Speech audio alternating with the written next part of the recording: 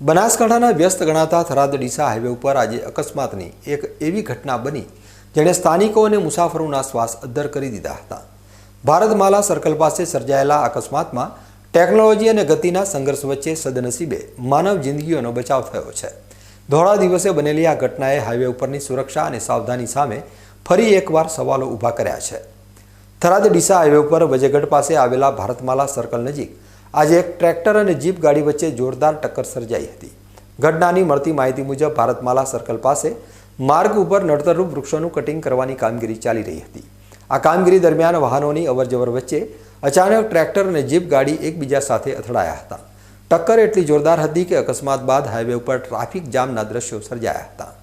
પ્રત્યક્ષદર્શીઓના જણાવ્યા અનુસાર અકસ્માત સમયે ઘટના સ્થળે દોડધામ મચી ગઈ હતી, પરંતુ રાહતની વાત એ રહી કે આ ગંભીર અથડામણમાં કોઈ જાનહાનિ નોંધાઈ નથી। સદનસીબે ચાલકો અને મુસાફરોનો આબાદ બચાવ થયો છે।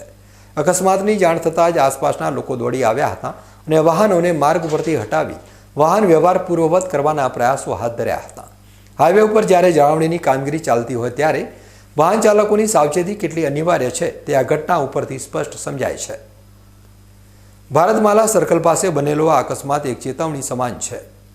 હાઈવે ઉપર કામગીરી ચાલતી હોય ત્યારે તંત્ર દ્વારા પૂરતી આડશો કે સંકેતો મૂકવા જોઈએ અને ચાલકોએ પણ પોતાની ગતિ ઉપર નિયંત્રણ રાખવું જોઈએ। સદનસીબે આજે કોઈના ઘરનો ચિરાગ ઓલવાયો નથી, પરંતુ દર વખતે નસીબ સાથ આપે તે જરૂરી નથી।